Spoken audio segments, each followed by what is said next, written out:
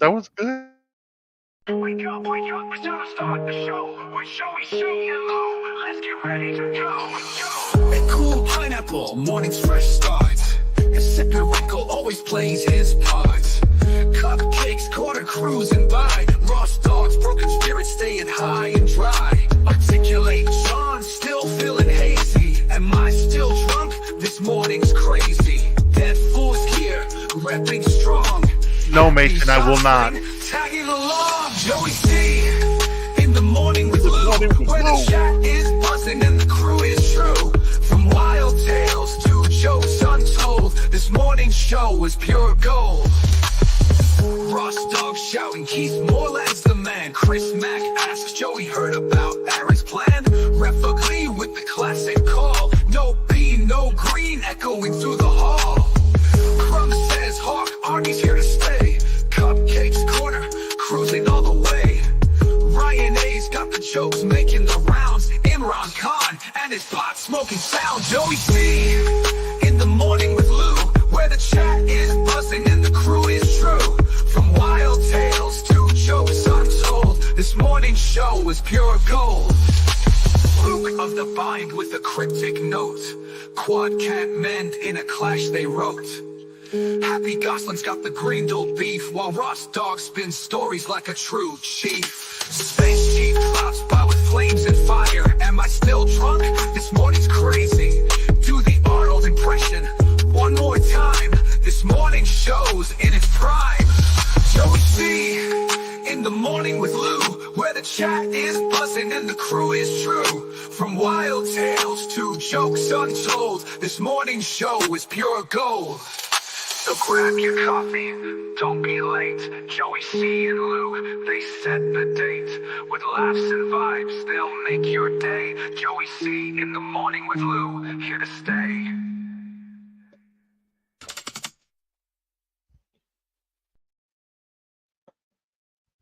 Good morning, everyone. It's Joey C and Lou in the morning. What's Good happening? morning, Joy. How are you today? Oh, no, not you again. Oh, my God. How do you do, sir? Oh, I'm doing okay. I'm your famous German wrestler. Oh, my Lord. The German guy's here. What's happening, everybody? We got a lot of people here. Good morning to everyone. How's everybody doing? Hope everything's well. How You have a are German all guy. my lovely Paco de Gallo. chatters? I'm here to make your life miserable. I like this. Yo-Yo Menendez. Lou. Oh, Porter Hooker impression.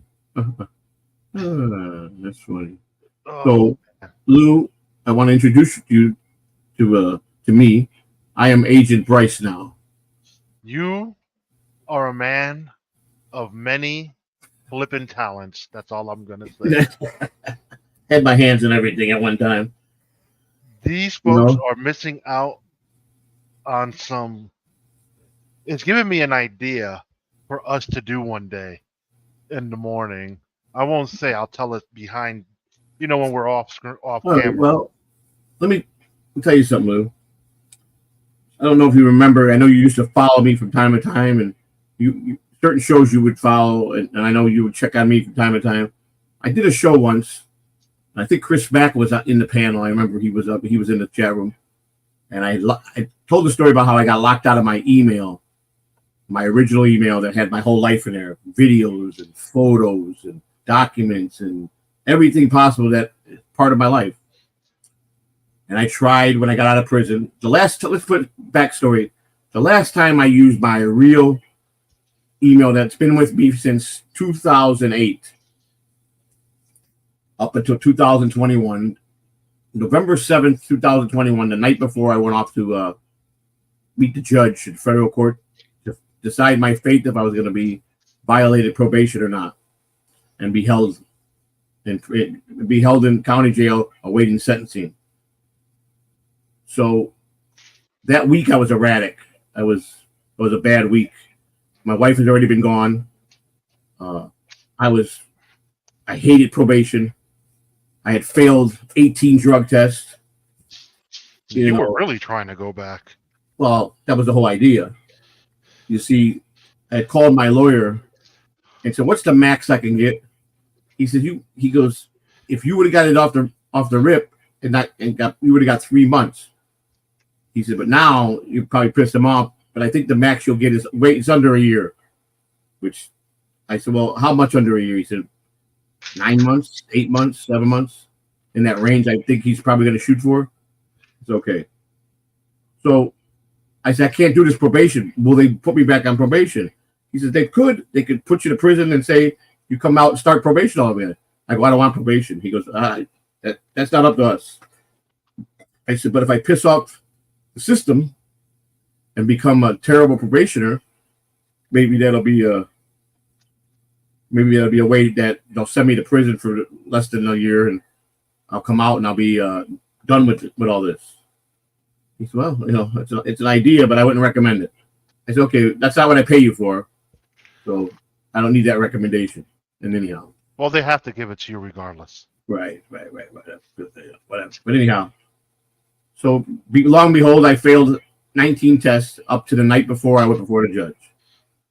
So that week I was crazy. I was fucked up really bad every night. I was missing my wife really bad. I was isolated myself. I couldn't stand. They had me by the balls. If I took a shit, I had to report it. If I took a piss, I had to report it. I wasn't allowed to go except to drug tests, grocery store once a week. I had to sign out. I had an ankle monitor on. If I moved to the front of my house, if I went outside my door to get mail, my thing went off. They say you're absconded. According to us, you left your home. I did. I went out to the mailbox. You can't do that, or you're going to get violated. I can't go get my mail. So picture, most people know me and my personality.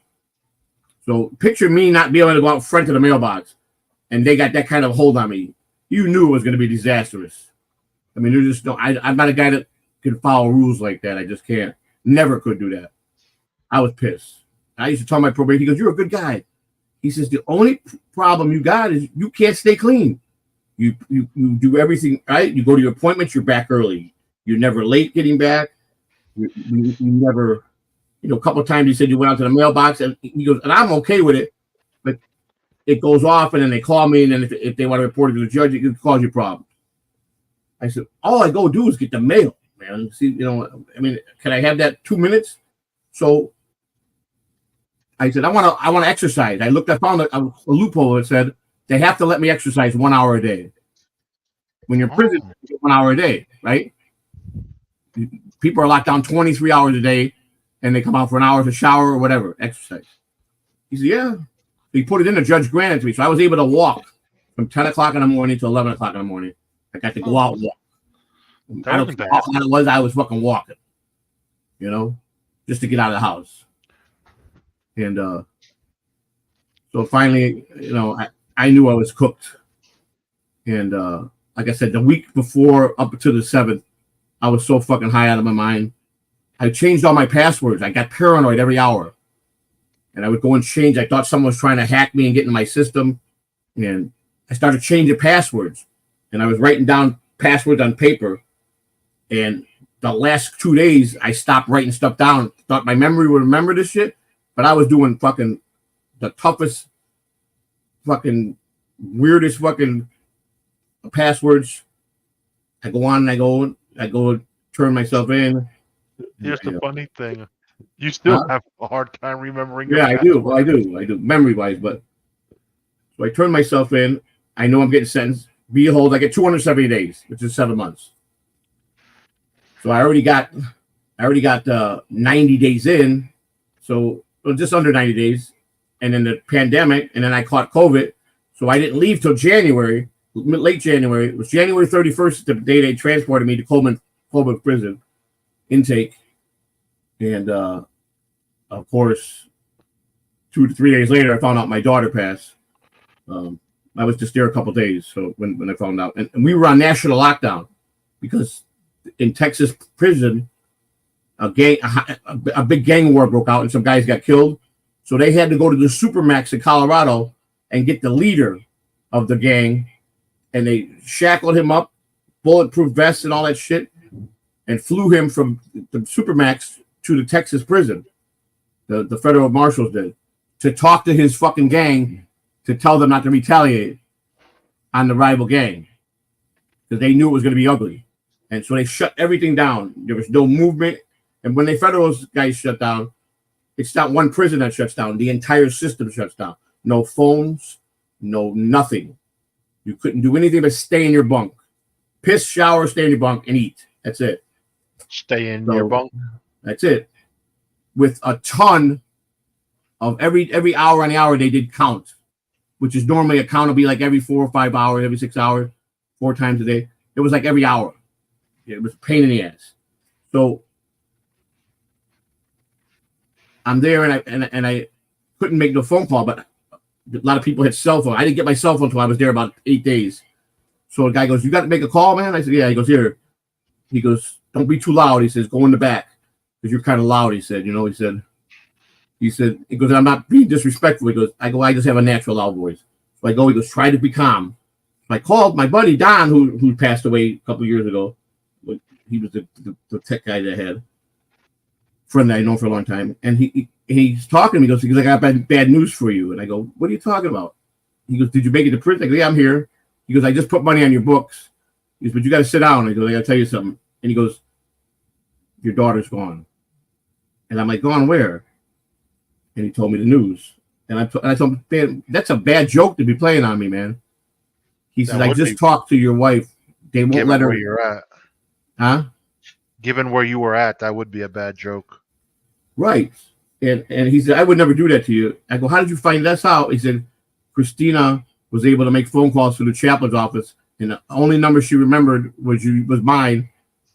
And he said, "She told me because she figured that you were talking to me and I was helping you out by sending you money, and to let me know right away." And they wouldn't let Christina. She begged the chaplain to call my chaplain to put me on the phone with her. They wouldn't allow that.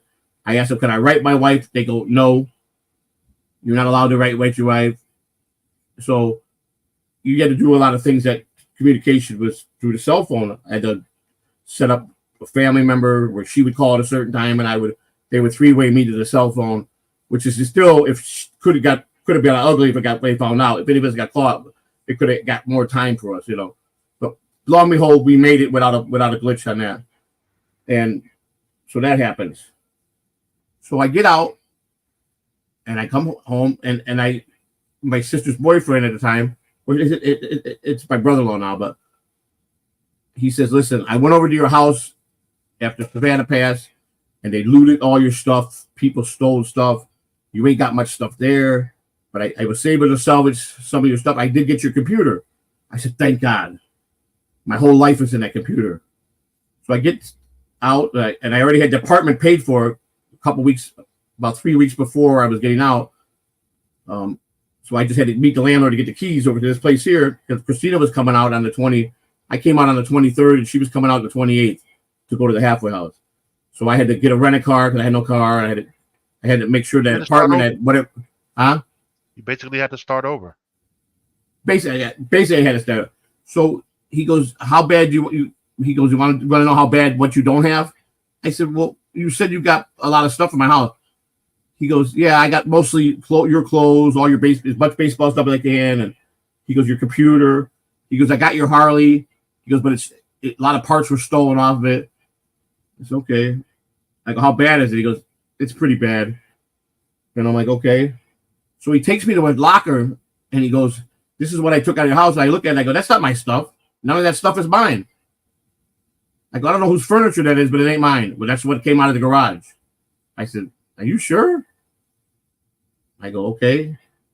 And he gives me my clothes. Now I had 4 closets with about a 4-foot rack across that were just my baseball stuff over 30 years from different teams. Stuff you can't buy in the store. Spring training stuff, everything that was given to me in each spring training. Some of it still tags on it from 30 years ago that I never wore. I had tons of Ranger stuff, ton of Philly stuff, jackets, everything you can possibly, hitting cage jackets. I had everything. He brings me about this much clothes on the rack of my life. I said, "Where's my shit?"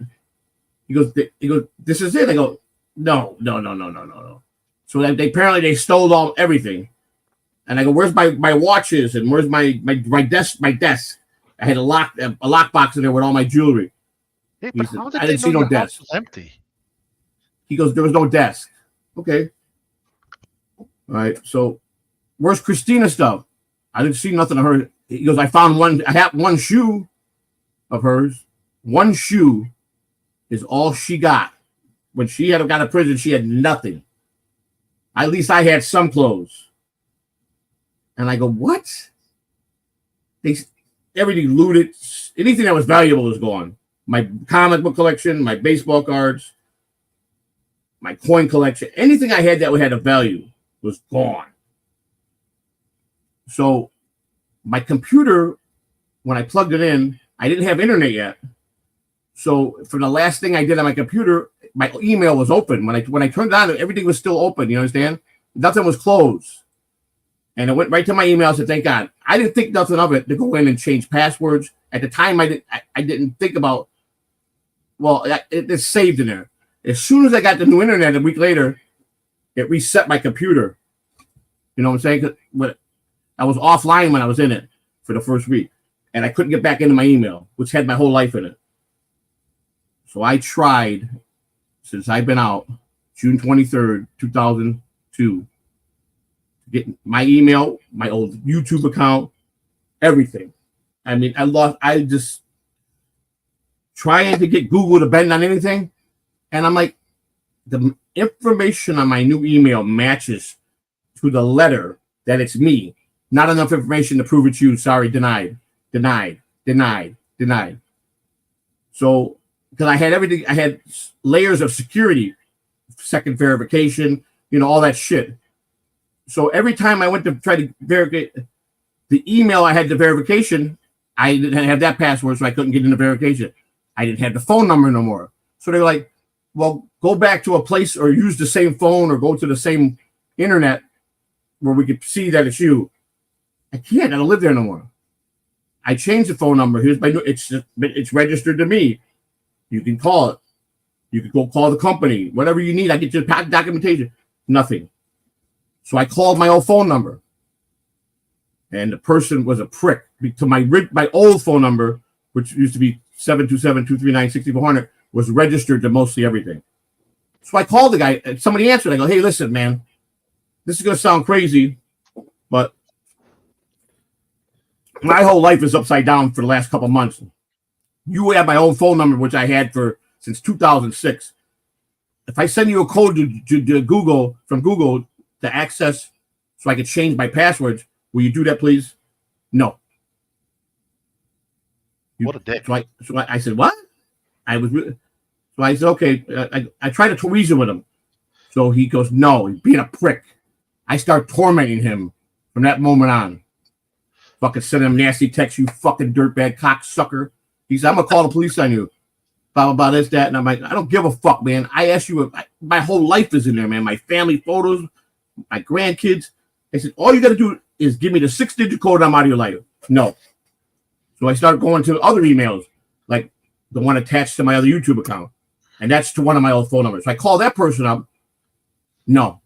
A lady. No. You call me again, I'm going to call the police. I'm like, what the fuck's going on in this world? Simple thing I'm at. They think I'm trying to fucking, I guess they think I'm scamming them or something, And I said, listen, I can verify who I am. I'll send you. This is 100% legit. I promise you, I'm not here to hurt you. I'm not here to scam you, to get your information. I'm not trying to do, you're giving me a code to my account, nothing with yours. And I tried to explain what happened. And when I told them I'm in prison, that even changed it up. Forget it. Now they really think that they're nervous that I'm scamming them, So they shut the door on me. Well, there was my main account on certain browsers, not on the Google browser. The Google browser was a number that the guy refused to do. So when I saw that, but I went to a couple browsers yesterday and I logged into Gmail. And booyah behold, it was my phone number that I had before I went to prison. Now, that was with T-Mobile. And it wasn't a prepaid account. It was a regular account. After I lost the number, it never got assigned for like a year and a half. You understand? And I kept calling. disconnected. I haven't tried to call it in probably 8 months. So yesterday, I sent a text to it, and the person goes, "Yeah, I'll help you." I go, "What?" That was so I sent he sent me the code for my main account, and it takes the code, but it didn't ask me for another third-party verification to an email that I couldn't get into. So I explained, I go, "Listen, buddy, before this even starts," I go, "I don't want you to think I'm being a pain in the ass." I explained everything to him. He goes, "Oh, I had that happen to me once." He goes, "I understand, no problem." Because I'm playing a game. I'm a gamer. He says, "So I'll watch the phone. Do what you got to do." I said, "Okay, buddy." So I go to my old taxi, one of my taxi cab emails, and I get in that one with the code he sent me. I go, "Could you send another code's coming?" He said, "Put it in." I changed everything to my new. So I'm in there. So that one was tied as the backup one to my main one. So about 7 codes later, I got my old account back and every fucking thing that I needed that was part of that would give me part of my identity back. 2.5 years of agony fighting this. Google makes your life a living hell. I recovered my main email that I always used with all my backup of documents and the photos were the main thing, and the videos, family stuff. And I was just, it stressed me out so much that I wanted it bad enough, and I finally gave up 8 months ago. That when I was so excited for like the first half an hour last night, I was like in seventh heaven. I was grinning, and then after I got it, it wasn't that important to me, even though the stuff that I recovered was important. So is that weird? It's like I wanted it. Is it because it was mine, and I wanted to prove a point that I could do this? I don't know. What do you think? Hey, I'm dealing with that bullshit now. I never thought it, because this is what Google told me. If I was you, because based on what you're providing, I go, I'm providing you my name, my birth date, my driver's license. Well, what about can you get into the email that you put for the backup? I can't get that. So because I couldn't get into nothing, they thought, this sounds fishy because you got 6 emails and percent none of me. I go, yeah, that's about right. The only thing I can't get back is my other YouTube channel, because that's to an email I still can't get into, and it's tied to my not the phone number I had before I went to prison, but the one before that. And that lady outright was a bitch to me about 2 years ago. Now I don't know, maybe she lost that number and somebody new has got it. I'm gonna work on that today and recover my old YouTube account. But I was going through videos, and long and behold, I think it was during the pandemic, I auditioned for a movie, some crazy movie, where I was an agent, FBI agent. That was crazy, like a mad scientist, and I was on Mars, and the guy that was kept me captive, that I went to have a meeting with, and he wanted, I think they sent me the lines, and when I got it, I forgot about it, and the night before I got an email saying, "You didn't get that audition in. I need that audition by midnight tonight, or else you weren't gonna be considered." I said, okay. And it was no big production. It was a guy that was went to film school for editing. So it was his final grade of a project he had, where he was going to do this project, and then he was going to get graded on for how he edited it to graduate whatever he was doing to go on to his career. And I liked the part. It was crazy because it fit me perfect. So he said, well, I go, do I need? He goes, you're an actor. Become the character. What you think the character is. So I'm reading it, and I go, this is what I think the carrot is. So I got to take... I described the ball. That's kind of what we do around here. I can't play the whole thing. Too much personal stuff in there right now. That's kind of what we do, James. The back end, I can play the end, though. Not like... Here, go here. But at the end of the day, my dear friend, we do this for all the same reasons. To build a better and substantial, future. I'm Agent Bryce. CMOs. Goodbye. me show you the beginning. I'm wearing the Joker outfit, if anybody's wondering. I used to have all the costumes. Vest for the new Joker. That's the exact outfit, the shirt. Piece by piece I bought on Amazon. Go right here, read it. Don't put this up for me. Stand there, ready? I'll show you this part. A little bit lower. A little bit lower. Perfect. Perfect. What do they got you on? Joe Catalano. 5'8", 40 pounds. Always got to do this when you're doing Agent Bryce. Got to give your Holiday Florida.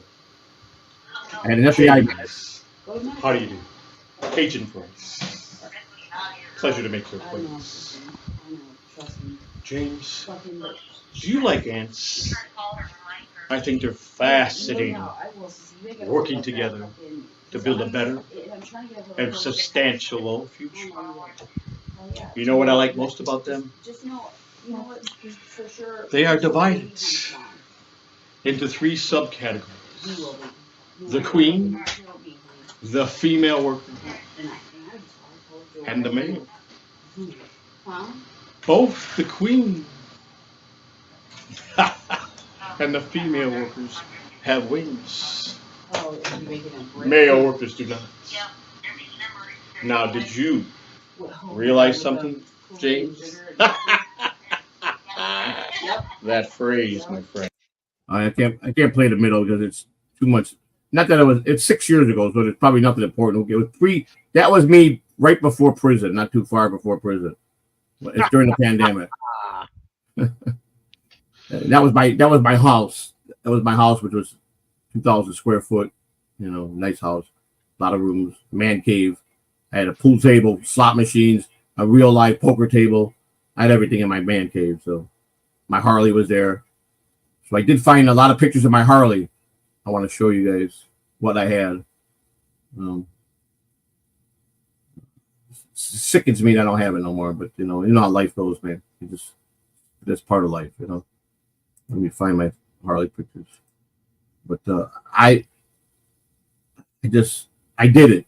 I was determined that someday, after even Google told me, listen, if you can't provide it, you probably get kissed the account goodbye. We don't give people access to their account. This happens to a lot of people. It's not our fault. It's your fault. Okay. So 8 months ago, I gave up on it. And whatever hair I got it after the show yesterday, which I had a pretty good show, which, you know, I felt a good show, positive, and you guys inspired me. And something just told me to call my old number. And I did. And the end result is I got results. So I was very happy with that. So I know it's really no big deal to nobody else. It's because it's me, my life. It gave me a piece of me back. And that video in there, you know, had some family stuff in there, and you know, you guys could picture, you know, I don't want to get into the conversation, but yeah, that was my, yeah. Okay, so it was tough to see that, but got to see a lot of videos I had of my grandson that made me bawl for a while. It was really hard for me to watch him because I miss him so much. So, but it was good. It was a sad good day, you know what I'm saying, after this. But then I found my marriage certificate and my license that was in my documents, and a lot of important documents that I needed, and that made me happy. I got my buddy Michael Francese's right email, because this is the email address I always wrote with him, and where it shows, I can't show you, but where he sent me his phone number and how we communicated, some conversations, and I wrote him yesterday, and just to say hi. Hey, and Michael, how you been, brother? It's been a while. I talked to him. About 8 months ago, but and then I talked to him pre that because he was supposed to come on my show, but then, you know, the nasty trolls took care of that, and he ran for cover. So, you know, so they fucked up the interview. So they fucked him up coming in there with what they sent to him, and you know, he didn't believe him, but it was trouble that he didn't need that kind of troll trouble. So he just thought it was his people told him he couldn't come on my show. So, and because of that, that's the only thing they won on. That's the only thing they won on. That I felt they won the trolls. They stopped that interview. They wrote him nasty letters about me, and that goes to show you how fucking evil they are. And I'm never gonna forget that. I'll never forget that. What they did. But they think they debacled the friendship, but they didn't do that. But they killed the interview. They made sure he would never come on my channel. That's how evil they are. Would have been a great interview to have him on. So, but could have done magical things for you. Yeah, well, he's the reason why I got all my subscribers, because I'm part of the community where he's got 2 million subscribers, and he shouted out, "Go support my friend," and behold, 5,000 people of those things are from his community. You know, so that's how I got 7,000 views, or 7,000 subscribers. Moron, the one that wants to make a comment. So, you know, people they always think they got it all figured out. These people that they think they got all the fucking answers. They're so right with their math and their this. They have no clue that sometimes people know people that take care of people, that do favors for people, that just look out for people. It doesn't have to always be that. I mean, there's 5,000 dead subscribers, because probably none of them probably watch the show, but it got me to have respectable subscribers. I didn't give a shit at the time, you know, like I do now. But, you know, it proved the point that I could get a lot of subscribers and don't have to go cheat and buy subscribers, which I wouldn't even know how to fucking begin to do that shit. But it just goes to show you how petty these fucking idiots are. But I forgot about most of that, and I don't rehash it, except for this, what they did with me with my friend. They fucking move. I didn't want to get into it. Bunch of fucking dickheads. They got it coming. I promise you that. What comes around goes around in this world. I guarantee you that. And they fucked the wrong guy over. That's all I'm gonna say. So I'll be patient. I'll be patient. Patience is virtual. I promise you that. Yes, it is. They will feel my fucking wrath someday. I promise you that. So when they long forget about it, that's when it'll happen. So how it usually happens. So, guarantee you that. That would have been a big breaking point for me, and probably my crossover to get the fuck out of the damn. Where at the time I could have still ran and got out of here.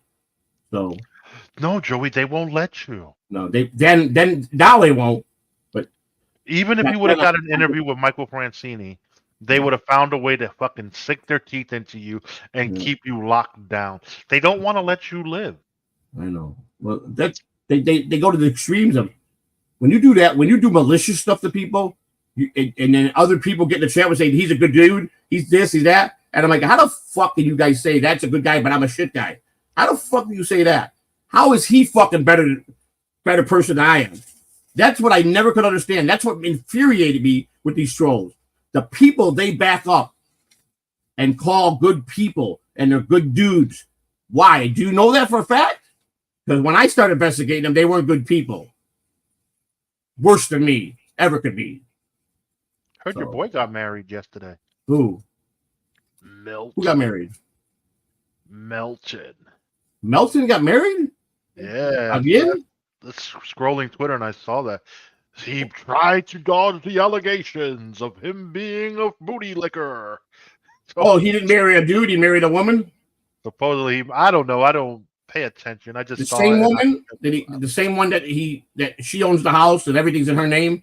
And that was a co-worker of his, a producer friend of his, or I guess so. I don't know. I don't look at this stuff. I just saw the thing. I chuckled. Melton's a fraud. There's no doubt about that. He's a fraud all the way up and down. So he's a great. He demoralizes people like me and fucking and goes after your throat and your guts and your heart with the most horrendous things to find out he's just a fucking grifter, scumbag piece of shit who ain't got no power over anybody. He thinks he does. I think Steel Toe's going to crush him if he goes after him now. I think Melton's in a bad position, and this is the time you got to strike a guy like that. You got to rip his guts apart. I hope he does. I hope he's fucking vanished off the world.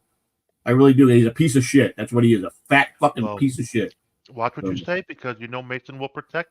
I don't give a shit. Mason can do whatever he wants because Mason don't own me. Mason don't run me, and I have the right to feel like that about Melton. Because of what he did to me, so I'm justifiable to call him what I want to call him. So. Come on, Joey, that's water under the bridge. No, it ain't water under the bridge. It ain't water under the bridge between you two. It's not. There's no peace because he's a piece of shit right after that to me. He went on and made that fucking statement to shoot me down. He fucking started on me. He's the one that brought all that bullshit. Started it right after the fucking Hackamania. He's a piece of shit.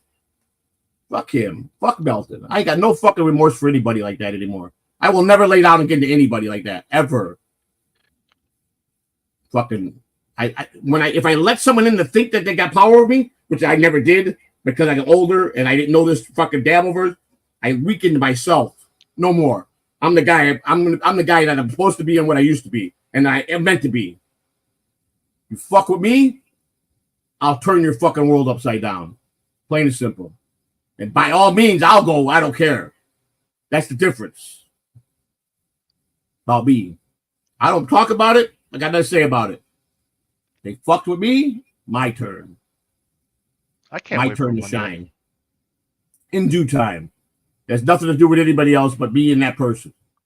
So, just like it's the two people that took down Michael Franzese out of my interview and off my fucking day when he was supposed to come on. That's between me and them. Nobody else. He will get his day in the sunlight. I'm gonna get the satisfaction out of that one. I promise you. When, I don't know, but I will. When you least expect it. When I will, because that was evil what they did, and the man ran because he was. I don't want them kind of problems. I don't want. You got a lot of problem with trolls. He said. You need to. You know what he told me? You need to be a man and fucking take care of that. You need to face that problem on your own and take care of it. Because he showed me what they wrote him. I couldn't believe the letters they wrote him, what they said about me, and he already knew that. He spent 10 years in prison. You're telling another guy that was in prison who's a mobster who killed people that I'm a fucking piece of shit. But because of who he is today and how big his channel is and how much of a speaker he is worldwide, his fucking people, his producers, his all his fucking people that work under him or that manage him, that it makes sense. Stay away from my channel. So they won. It made sense. They have to protect their investment. Right. And he explained to me, he goes, you do understand this, right? I said, yeah, I do, Michael. I understand that you have to protect yourself. He goes, I don't want to do this, but I have to scratch it and stay distance myself from your channel. We're friends. We've been friends a long time, he said. We can still talk. But until you fix your problem and you got it under control, maybe down the road in a year from now, we could revisit it. So I don't know. I don't even know if it's possible. I don't even want to ask him because I don't want to bring him into here for people to disrespect a man like that because he's a really true man of God now. And you would have to find a new way to have a new channel for that. Yeah, I much as I want to do it, as much as I know interviewing him, it'd be like and first thing, he's tied to Sammy Gravano. He was willing to even talk to Sammy to come on and interview with me. So and Sammy don't play. Sammy, I don't care what anybody says, is very much still involved. He's the underboss when he went away as a rat. He don't lose that power. He chose to walk, but he's a Christian now too. He just converted over, from what I understand. He's been doing a lot of live stuff on YouTube. Get a lot of super chats too, and he's doing long, like 4 or 5 hour shows. So, but he's he's way different. He's still got the mob mentality in him. 78 years old, and he was the freaking underboss, number 2 guy in the, so he was a gangster his whole life. So it was hard for people like that to. Michael, though, he wanted out of life because he made the choice to be with his family, and he got out before he went to prison, and they still indicted him. But and he had to give all his money to get out. That's how he didn't die. His father, they sanctioned a hit on Michael 20 years ago, 25, 30 years ago, but he gave millions of dollars to sacrifice his life to not be killed. So lots of money. He could have given to the boss of the Colombo family. So he was making $2 million a week, $8 million a week with the gas scan, with him and gas pipe, and the other, and he had a lot of outside Italian people that were involved with that. So he was a smart businessman anyhow. He owned car dealerships. He was just a money machine. Every idea he did was successful. Every business he opened was successful. The man was just a very brilliant man. And he was born into that life, with his father, Sonny Franzese, one of the most feared guys on the streets, who lived through a 50-year sentence and told them 50 years the day he got sentenced, you want to speak to anybody in the court? He said, yes, Your Honor. And his father stood up and said, I don't know if you'll be alive, Your Honor. I don't know if the prosecutor will be alive. I don't know if any of the jurors will be alive. But I promise you this. I'm going to get through this 50-year sentence. I'm going to walk out at 100 years old, and I'm going to be alive still. He did that to the T and lived another 4 years and died at 104 years old. What guy could say he did that? And he was one of the most feared guys back in the day. And he did a 50-year fucking sentence. Not all 50 years in a row. He got out on an appeal. Then they rebrought it. They took it away and brought it back in. Then he got out on parole, and he busted his parole. So he wind up doing about 40-something years of that 50 years in increments of like 10, 12, 15 years at a time, only being out less than a year, But he did it, and he came out at 100 years old, and he was wheelchaired for the next 4 years, and he died during the pandemic, of course, at 104. Of course, he's going to die at 104. He had breathing problems, everything. Feared man. His own son put him away. Not Michael, the older brother, was his driver and wore a wire while he was having meetings while the son was driving around in a car. And he fed the FBI all this information. He because he was a drug addict, his oldest son, and badly. He was a needle user, and he betrayed the family, and his father still didn't have him killed. He's clean now for many years. He helps a lot of addicts. And he did an interview. They asked him if he regretted what he did, and he says he don't regret it, but he misses his dad and he misses his brother. He don't have a relationship with nobody no more. His sister died. Michael's sister died. A couple of his sisters died. So he had a lot of tragedies. 10 years in the freaking penitentiary, most of it in the hole. That's how he discovered Jesus. He said that when he got his first Bible by a guard, said, "You need to read this." He goes, I don't believe it. I'm not going to do that. But he started reading because he was a very educated man. And when he read it, he was fascinated. But his wife was very religious. This is why he made the decision to leave, because his wife didn't want him in the Malay. So he chose his family. And he called his wife up on a phone day and told her to order him every copy of every version of the Bible and every denomination that is out there. Because if he was going to, before he trusted another person, like he did La Nostra, the mafia, he gave his life, he gave his blood oath. He was going to make sure that this was legit. And he said he read every version over, I don't know how many year time. And his conclusion was Jesus was very real. He died on a cross for us. And it was the most powerful thing he ever read. And he converted. And ever since then, he's been helping people. And he's very, he gets paid a lot of money to speak. He tours all over the other countries. He's usually over in the UK a lot. He does a lot of stuff over there. He goes to Italy. He goes to Ireland. He goes all over the place. He's a very well-respected man. And he's not a phony. He's legit. He tells it real, man. Every tragedy. He tells every story. He still tells his stories because he says as much as the people don't like to hear about religion, they want to know Michael as his mob stories. So that's what that's what he talks about a lot on YouTube. But he's a fascinating guy, man. And you can tell how smart he is. That's the best part. And I'm not so educated, so I'll misspell a lot in emails. He'll correct me all the time. He laughs with me on it, I said, I know I fucked it up, man. He goes, listen, you're a good guy, man. He helped me through my whole case. He read my entire case and told us, he advised us what to do. He said, don't spend the money on it. He goes, they got you guys, they got your wife dead. He goes, don't even waste your time on raising money for a lawyer. Take the time and you'll admit the guilt and you'll get lesser time. And he was right, So I did that. So I was fortunate that to have a guy like him look at my case. So I was trying to find pictures of my motorcycle here. I just got it rhyming on here. I had a rough morning here.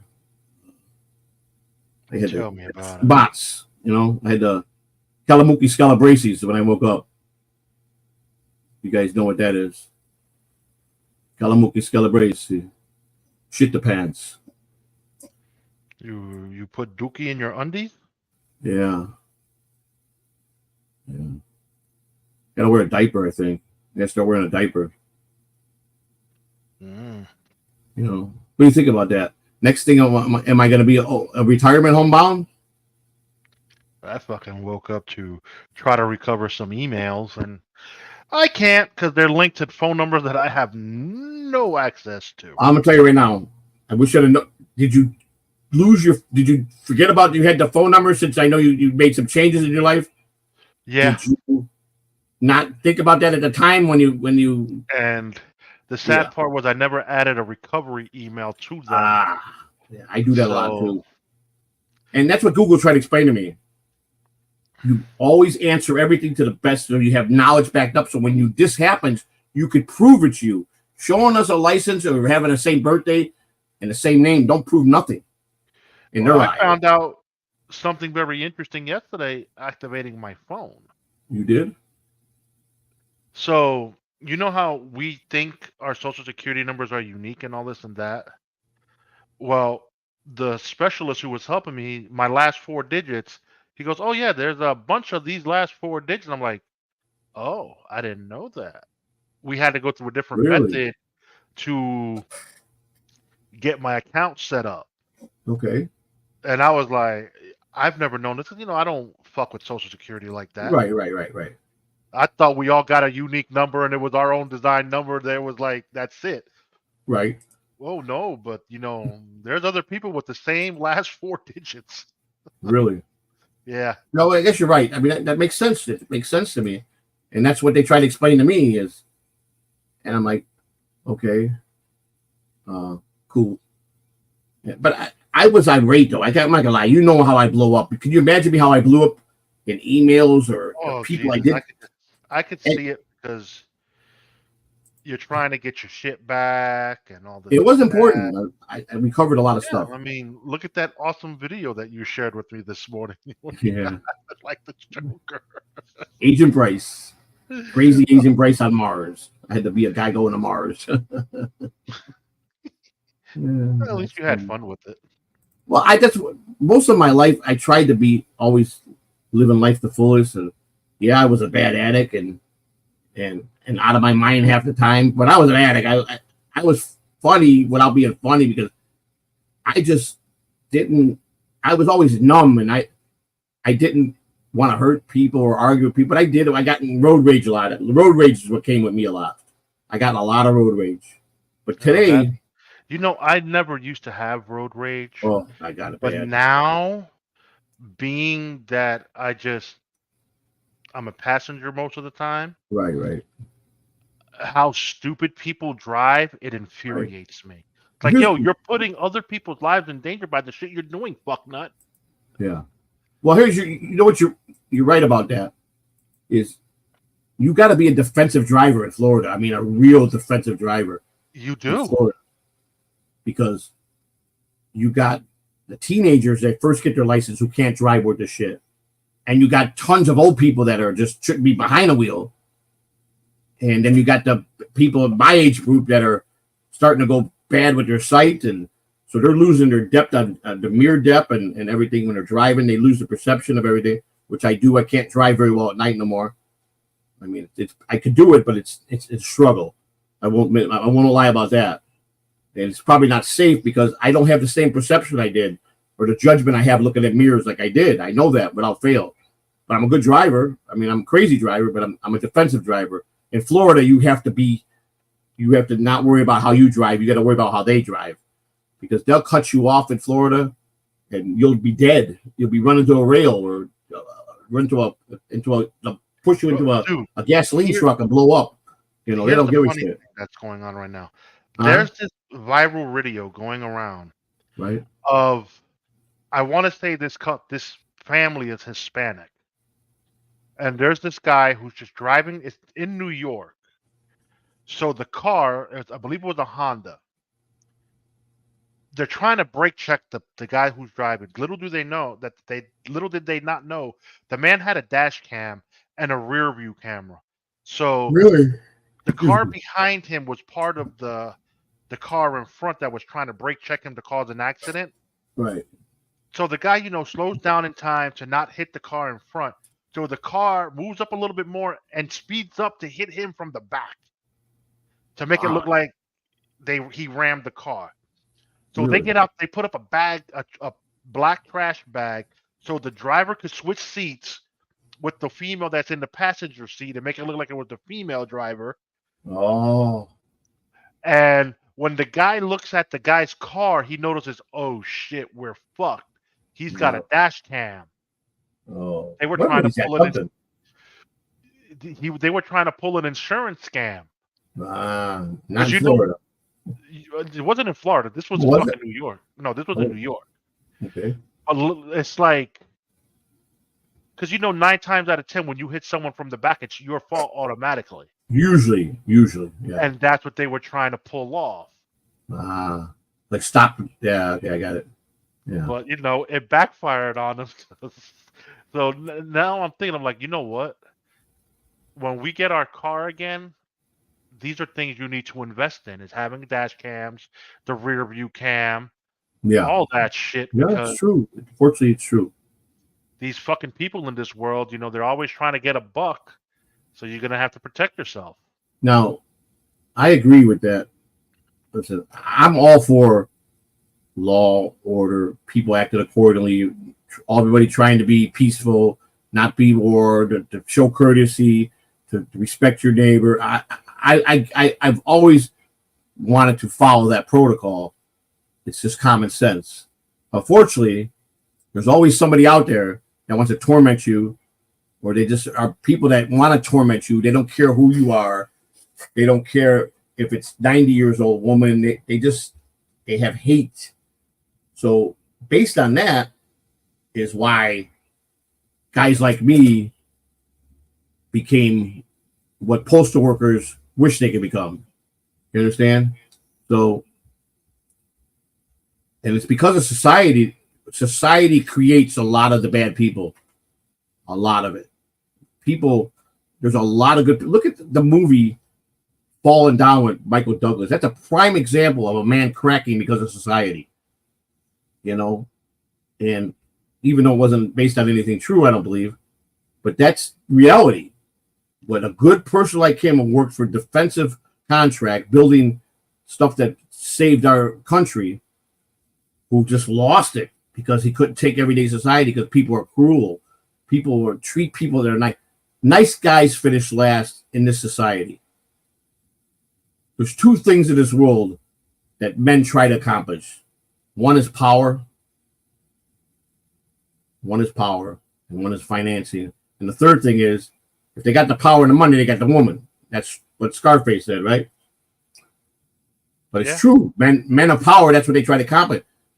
But they fail to realize one thing when they're on their power struggle to the top to be powerful, to get all the money, to get the girl, is this controls everything. The Bermuda Triangle. You understand? That's what controls everything. You understand that? I do. I was locked up with a lot of guys that were in prison for killing another man because of this. USSY. Because of this. Very common. What a man will do for this. A man will fucking go crazy and commit the M for this.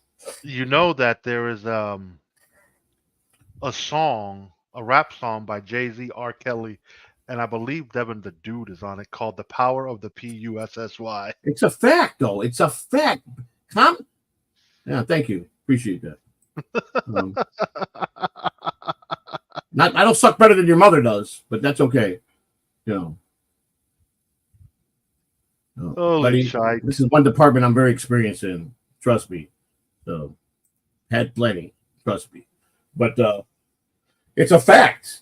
This is what the power is. This is the man on top with all the money and power is helpless. And he will do anything for that, for the Bermuda Triangle. And that's the one that really controls the fucking situation. So, and it's a simple, basic common sense. But that's what men trophies are. They want the power, the money, and the woman. And then they feel they're king. But the queen controls everything. Always does. So, indeed. It's unfortunate. Well, we all come out on one, don't we? Unless you came out of an asshole. I mean, we all do. We all come back. We come into the world coming out of that, don't we? So that's all I can say to that one. Famous line that I always used to say is, I am what I eat.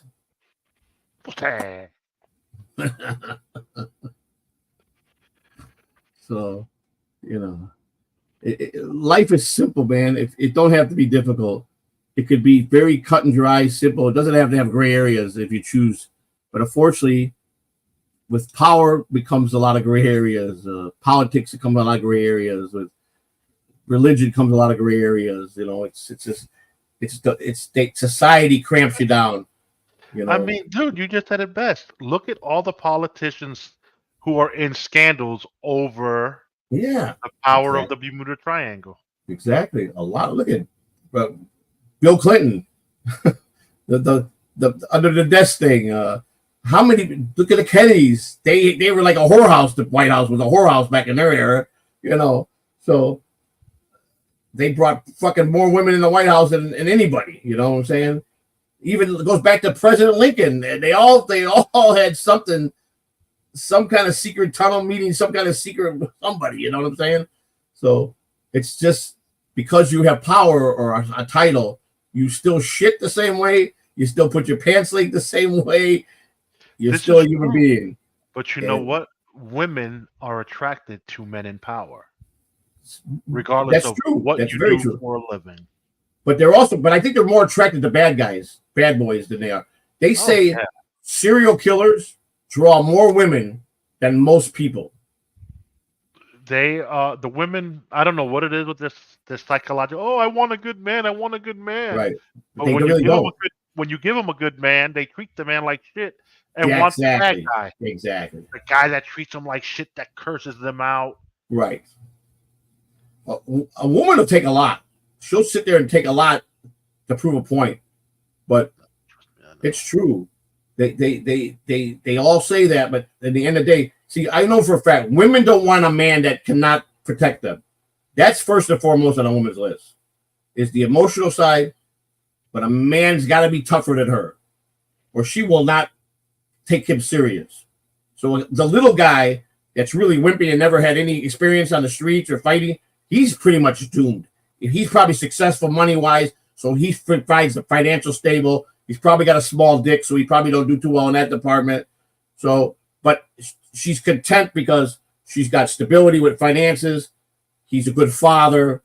He's got a great job. He provides, but he's not getting no loyalty. I promise you that.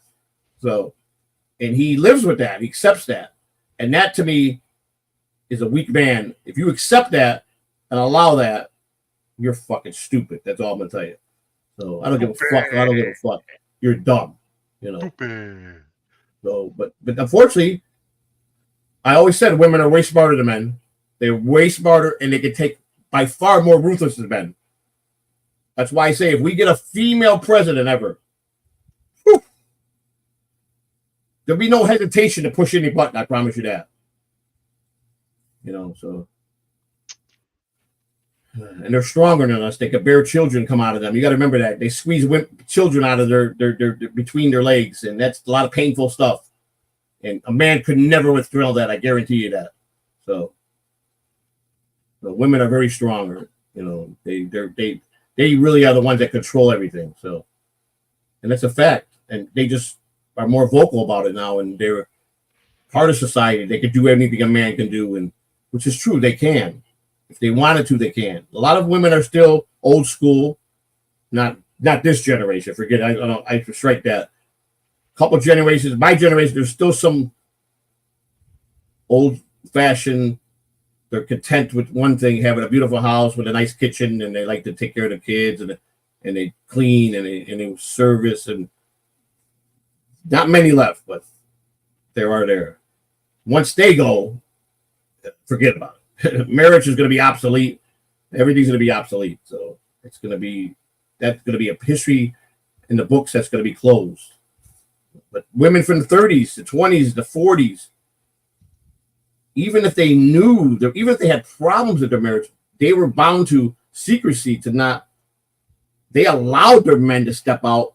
They didn't like it, but they didn't want nothing to be out in the public. But they dealt with it because they didn't believe there was no divorce. There was no divorce. You're married till death do you part, and you have children already and grandkids, so you don't embarrass the family you are what you are. Don't ever embarrass me. Don't get another girl pregnant. Don't get me in a scandal. It was put up with. I mean, I'm a prime suspect of it. My grandfather, who I thought was the greatest man of all, had a mistress for 40 years of his life. That I didn't find out till he was dead already 20 years. You know, and my grandmother was okay with it because divorce wasn't an option, and he was a great provider, a kind man, treated her like gold, gave her everything. In the old days, you know, there was no such thing. Like I'll say this: my aunt hasn't been with my uncle in about 30 years, but they're still legally married. Right. They refuse to get divorced.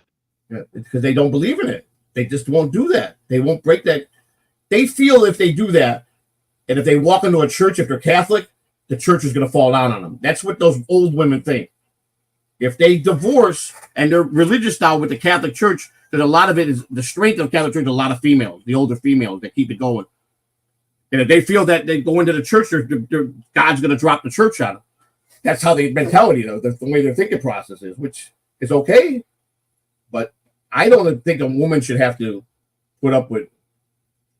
I'm shocked, knowing the way my grandmother was, but I understand the era. I understand that how it was, it was hush, hush, and when you got the grandkids around, you want to talk and to not let them hear you talking Italian, so they don't hear things. I understand all that. I respect that, but no woman or man should have to take that. So I agree with if that's here. You got choices. My grandmother put up with it for 40 years and was okay with it, from what I understand. And I didn't find out till just before my dad passed away. He's the one that told me. I learned it from I learned it 10 years earlier, or maybe 15 years earlier, from another cop. But I didn't believe him. And I finally had the balls to ask my dad a couple years before he died. He confirmed it. And then he got detailed with me. And I asked him why. And he says, your grandmother didn't like sex after she had me. That's what he told me. So that's why she was okay with him doing what he was doing. Right. She didn't want to provide that for him no more. Because she became religious. And But they were married. I understand that, but she thought sex was dirty after she had my dad. I don't know. I mean, I can't explain it, but that's what my dad told me. No, I mean, that's just something you can't explain. I can't explain it.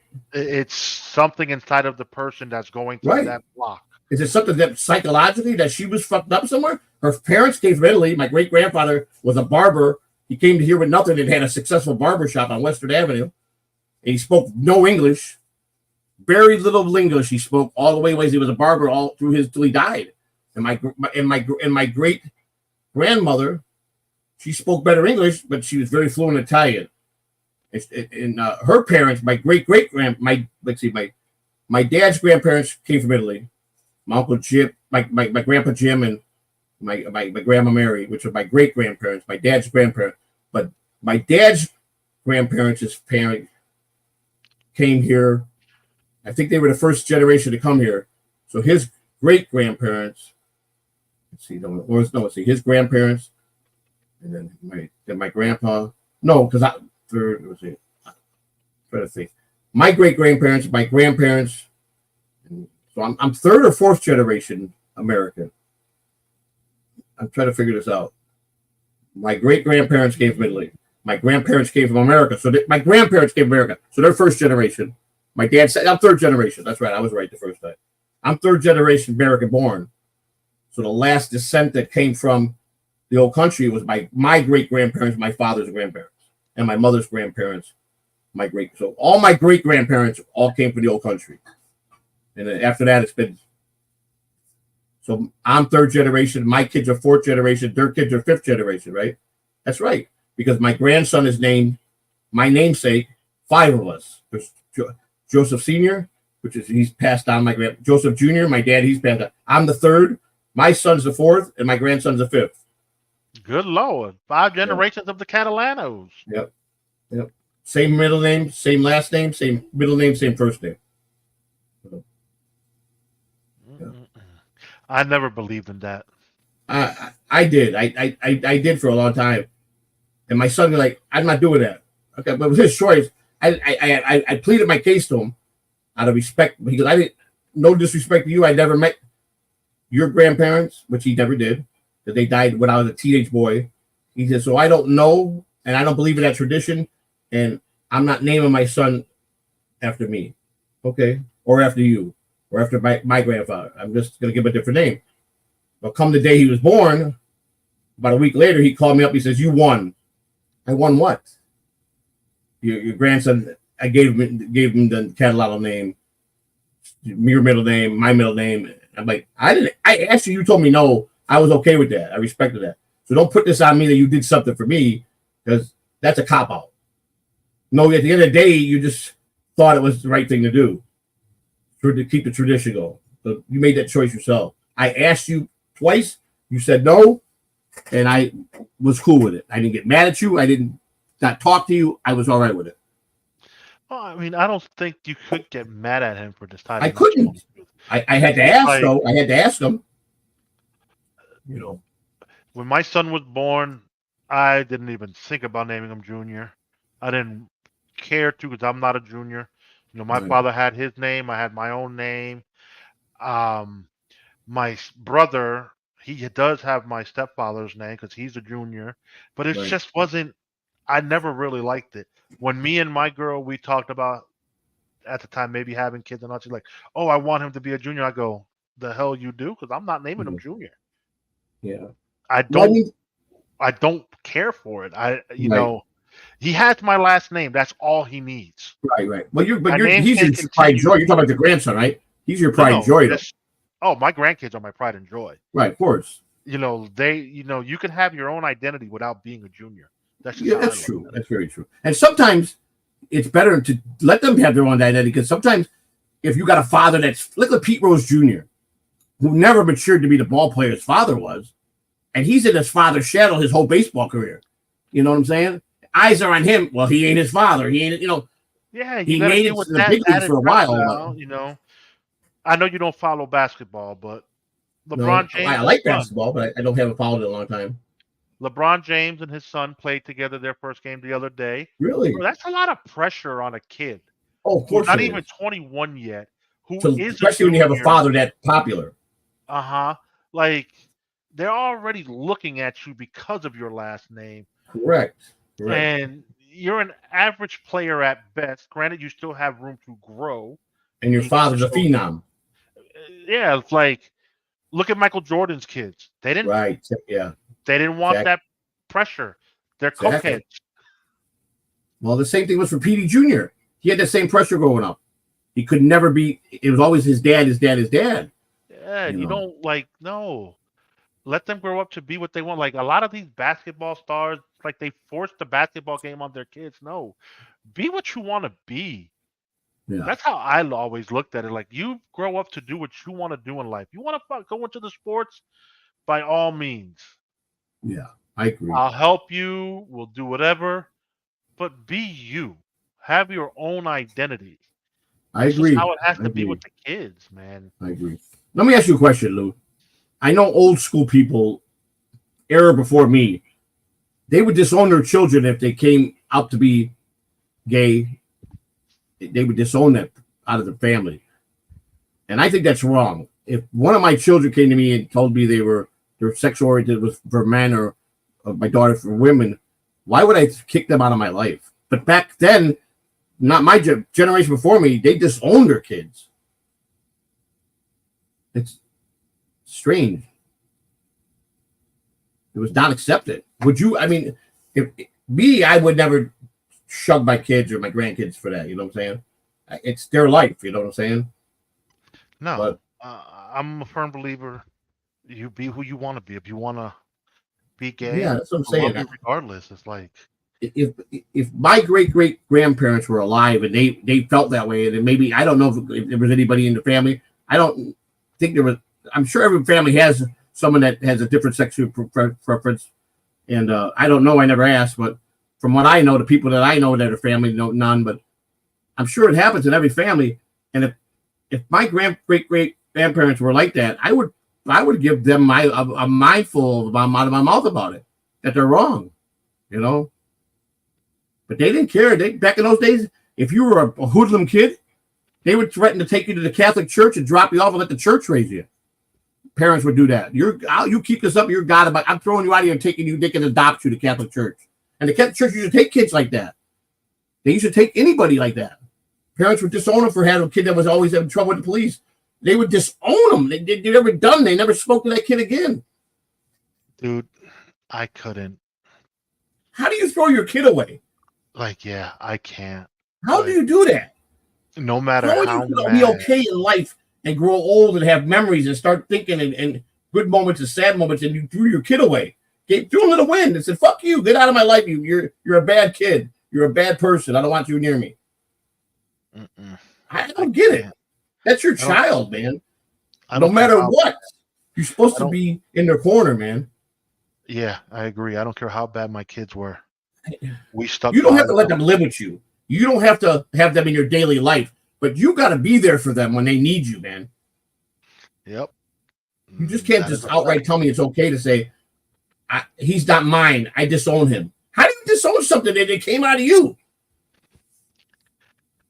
So you're disowning the kid, right? But then it's a reflection on you for being a bad parent. What he does ain't going to reflect me. It shouldn't. It shouldn't, but that's why society's fucked up. People judge. We have no business judging anybody. We're not meant to judge. He's supposed to do all the doing that when if we go up there or we go down there. Don't worry, you'll get your ass on fire down there. You're already halfway there with that outfit you're wearing, Lou. I mean, you might be. Yeah, I kind of see the devil in that costume there, you know. I will. Sock of the God. The great sock of the God. Oh, what's going on here? Well, what time is it? Let me see. How many? Probably not much longer. Probably another 16 minutes, Chris Mack. That was at 10:18. How late am I answering that question? No, probably not too bad. That wasn't too long ago. We could wrap it up now, you know. Well, I wanted to show my pictures of my nice Harley that I had. My beautiful bike that I got a great deal on it, and it never broke down. It was started every time. It was a good looking bike, and I loved it, man. The first Harley I ever owned. I always wanted to own one, and I did it. Paid $5,500 cash for it, and it got it with 18,000 miles, and it sold at 34,000 miles. It's still the motor strong, but it was all fucked up though, cosmetically, and I don't want to talk about it. Fucking sick. But I got to see it, the right pictures yesterday, and it just took me back to a good place. Everything was really good outside of being an addict, pre-prison. It's like when I had experienced that at my age and lost everything, to come out with nothing. And I mean, your work history is destroyed because people are going to judge you to find out, oh man, you know, now you're not a good guy because you went to prison, and you know, so you're gonna get people that are just be assholes. But you know what I was told? If they fucking don't, if they're not your friend no more because of that, they never were your friend. Which is true. That part is true. So you gotta look at it like that. Okay, if people judge you for something, mistakes, and don't stick by you, if they claim to be a true friend, then they're not friends. They're just not. So you didn't lose nothing. You found out what they really are. So, and that I think is a good thing, you know, to find out how people really are. I don't turn on when I'm a friend with somebody. I never turn on them, no matter what. You guys in the chat keep saying apologize. I'm never gonna fucking apologize. Fuck you, Doom. Who's you want to do?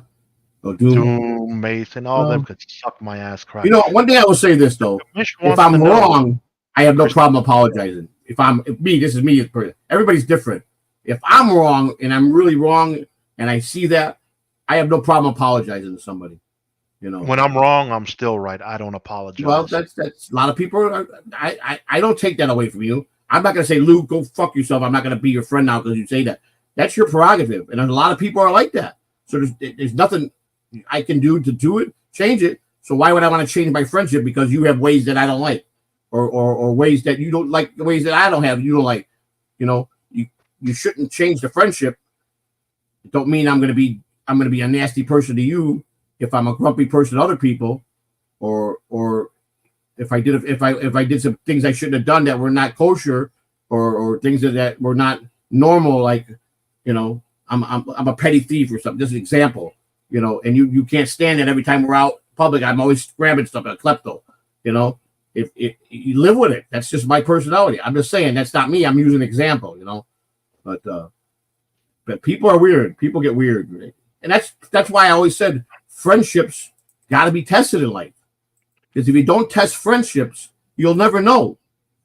That's why my grandfather was good at testing his friends to see how loyal they were. The penny thing he used to do was phenomenal. I thought it was a brilliant idea when he told me about the penny thing before he died. And I'm like, you know, that makes a lot of sense. If they're that low to steal a penny off your fucking, out of a bowl you have in the bathroom, imagine what else they'll steal. You know what I'm saying? If they are low enough to take a fucking penny out of the bowl, I think you got to start reconsidering that. You got a problem there, you know? So Commissioner would like to know, is the captain okay, Joey? Is the who? Captain. Your Captain? wife. I don't understand. He What called captain? your wife yet? Oh my God, bro. My wife? Yes, your fucking wife. Oh, she's fine. She's been I don't know, going through it.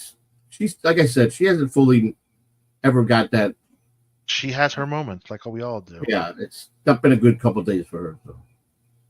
And then I found the videos, and I thought it was a good thing for her to see. And no, it wasn't time yet. I think I psychologically did something to her. So yes, just trying to. I thought I was excited that I had that little, and it's just not ready yet. And I can't control that.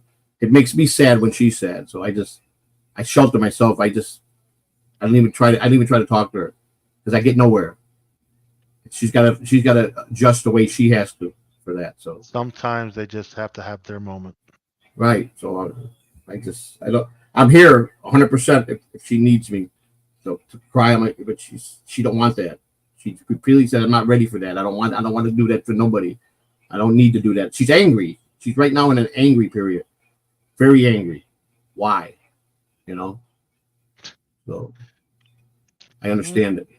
It's just, if it goes too long, it becomes, you know, and that's what I'm worried about. So you want to know what I do when Fiona's mad at me? I put my cock in her ass.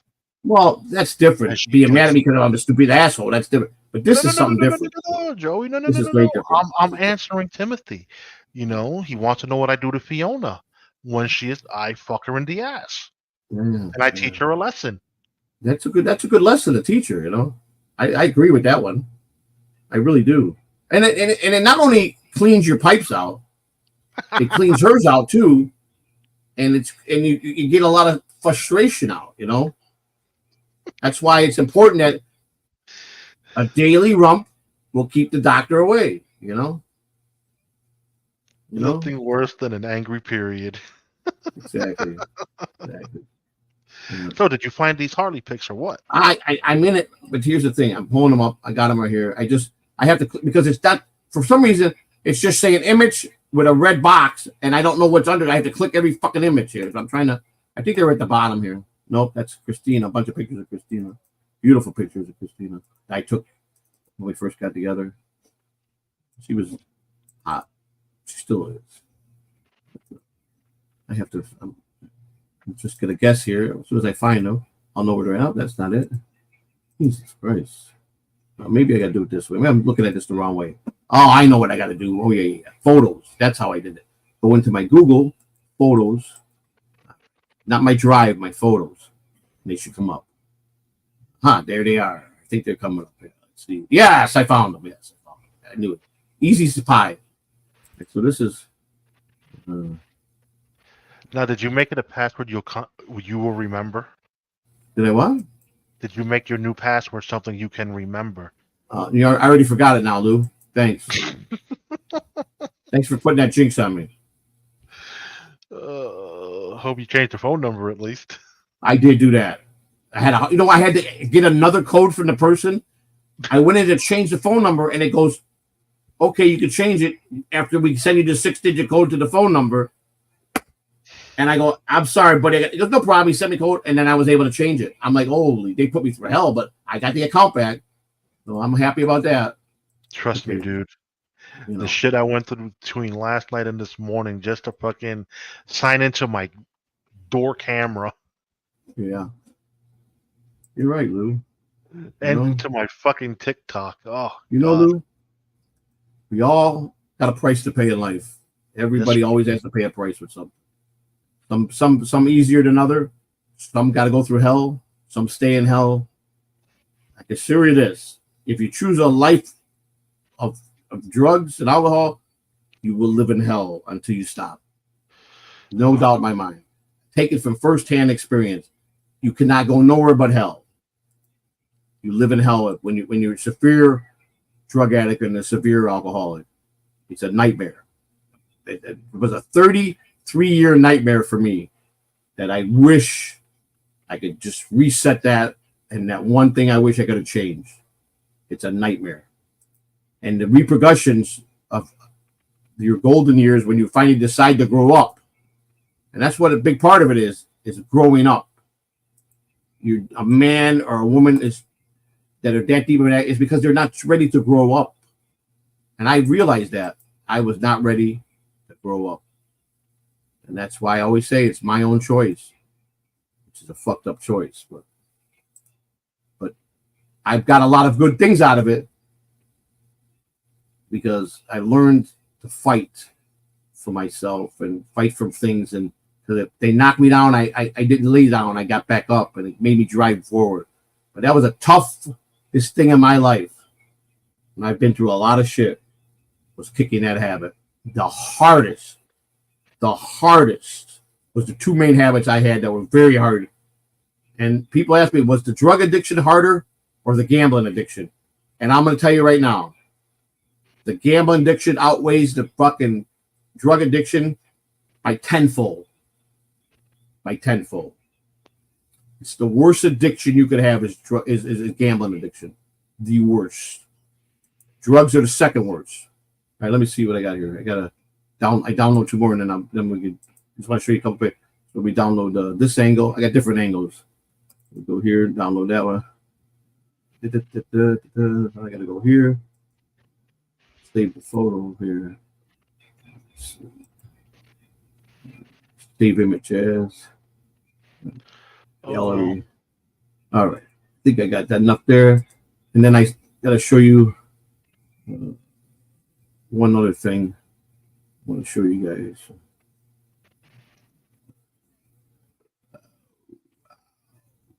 I don't know. Oh yeah, I want to show you something. Yeah. Hello there. What's up, Wilbur? All right, so this is the last one downloaded. Okay. I think it downloaded. Okay, now I go here. I got to present. How do I do this now? Do I got to present it? Slides? Let me see if I can do that. I've never done this slide thing. Your computer. Upload files. Okay, I've never done this before. Let me see if I can pull this off. Thank you, Doom. I truly appreciate it. Lovely photo of me. Oh. All right, now you don't want that one. That's one. Invalid file type. So I'm not going to be able to do it like that. I have to put them over here. Damn it. This is going to take a little longer. I have to put them as what do I put pictures in? I put them as what? Not overlays. Background? I have to do it as a background, right? Let me see. That's the only way. Can't put it in video. It's not going to show as a video. You could do overlay or... I have to do it like this. So yeah, background. Yeah. There's five pictures I'm going to show you. So you just go to gallery. So here's one. That's one. It's going in good. It's going in. Okay, that's good. Here's the second one. Let's get don't show nothing yet, Lou. Don't show nothing yet. I can't show nothing for you. I got to show something that they did for me. Okay. I just want to say, I've got to honor Doom. Okay. Doom's a good guy. He really is, buddy. Yeah. What are you doing? What are you honoring? I'm honoring. He made me, bro. Look. Well, hang on. Now I can't see that. Got to give me a chance here to finish putting these other pictures in. I love it, Doom. Can you do another? All right, let's see. Where the hell did the other picture go? You bring out my green highlights so well. Okay, Oh, did I put that one there? I think, yeah. it's so magical. Oh, Mr. I'm ready to Magoo, go eat up some Channel magic. 32. I Mr. know I look Magoo. good, Doom. Yeah, Thank you. You're such what the an fuck is awesome going on here? individual. Oh, it's under Joseph right there. Pictures. Oh, My, this is what I hate. I didn't say it. I mean, it's got to be here. Oh, yeah, go here. It should be here. Oh, yeah, search result gallery. Oh, here they all are. Okay, here's one. Put that in. Okay, go here. Here. So I go home. It should be under here, right? Everything should be here. Yes. oh yes, Mason. I'm holding back the tears. Oh, the pain I'm in. Oh my god. It's not the first time I've been fucking called Shrek. You're Jesus Shrek? fucking Christ, Is that yeah. your new name? You know. I don't think you look like Shrek. The funny thing is, Doom is a day late and $1 short. A day late and $1 short. I like that. Here, I've I been used to calling have a for like saying. I'm going to 2009. give it to you now. I used to go around and sing, Sam, Sam, the garbage can man. Walking around on everywhere. He's Sam, Sam, the garbage can man. He Oh, walks you with a know what? flashlight down the street. Sam, Sam, the garbage can man. I saved the image, and now I'm gonna try to upload it and use it. Okay, I want to see that. Okay, here we go. That one, and then there's one more photo that I had to find. So let me see what I did with that one. I have to re-download it. Oh shit. This is me being. This is how crazy and whacked out I believe I was back in these days. Oh, I did find me prank calling Richard Christie's father. I have it. I found it. It was in here, but I have to re-download it into my system and polish it up a little bit because it was not the best audio. But you can hear me. You can hear Richard Christie's voice. If you were a Howard Stern guy, you know he used to call in Howard. You'll know it's him. So without fail, it was definitely Richard Christie's father. I prank called him. He was a nice guy. I had a good conversation with him back in the day. This is my. I've also invented a puppet. It was a ghetto puppet. I'm going to show you that picture. These are my puppets that I used to play with and harass Howard Stern and do videos. Where are they at? Okay, did I do that right? Save as. Put that as gallery. No. I can't do that. Got to be an actual picture. Save image as. All right. Gallery. JPEG. Saved it. Okay, now at the last two to download. So let's see. How many have I got in already? Where am I at? Damn Here. Oh, I see the Shrek one. I like that. I see it. Okay, here we go. Now let's get this last two in. All right, there's the other. Got that one. All right, good. One more. Come on. Then we can show this and we can get out of here. All right.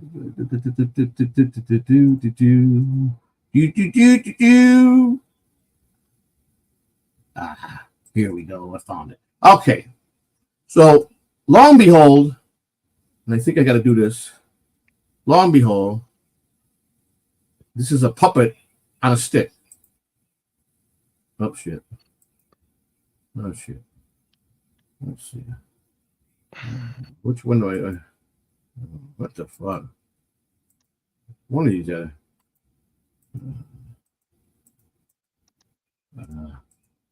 what the fuck? There he is. That's my puppet on a stick. Wow. You see it? High Pitch Eric and Ronnie Munn. Puppet. I used to... Yeah. Wow. It's a fucking minion. It's a minion with a mic with the mic thing that goes over the microphone. And that's a stick. Puppet with a fucking clamp. You see the clamp? Yeah. You do a lot of stuff when you tweak. Trust me when I tell you. You do a lot of stuff in tweaking. Whatever happened to those blue glasses? I don't know. I wish I still had them. They were stolen. Yeah. I had every color. Now here is me buying a storage unit. That's my car, which is a BMW. This is one of the storage units I was getting ready to rip apart. Find out if I found anything good. And I'll find more stuff like that. But I see the Shrek. Let me see the. Oh yeah, that's good. I like that. Damn, that's good. Beautiful. I love it. Thank you, Doom. All right, so we showed the minion. I showed this, the moment of truth. There it is. The only problem is I lost the pipe here. And it had a lot of wear on it, so I start replacing the chrome. You know, I got a new seat. This is the original way I bought it. This is the original paint. When it's all cleaned up. Yeah. That's my Harley, man. It's my garage. My Harley. Yeah. My studio was right there.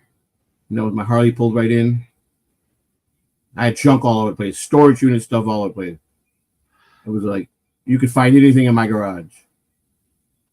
My Harley.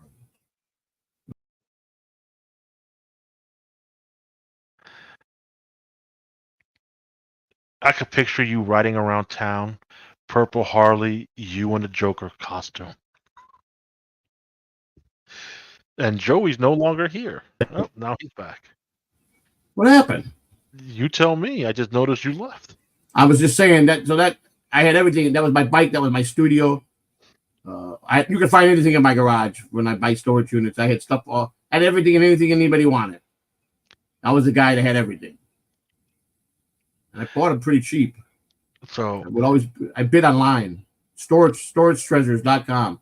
Great. You can find some good stuff, man. Wait a second. What's going on here? Why are we not here? Because of the way you set up the layout.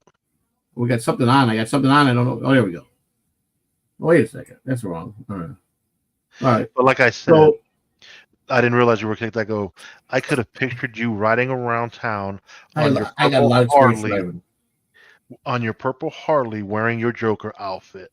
Oh, yeah. I wore my Batman outfit one night. Went out in my Batman outfit. I bet you did. I know I did. I promise you I did.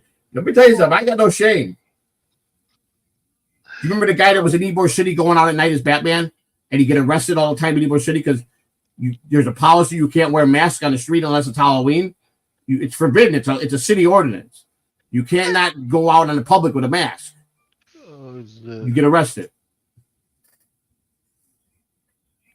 They tried to throw me out of Walmart, and I told them because I wouldn't take my mask off.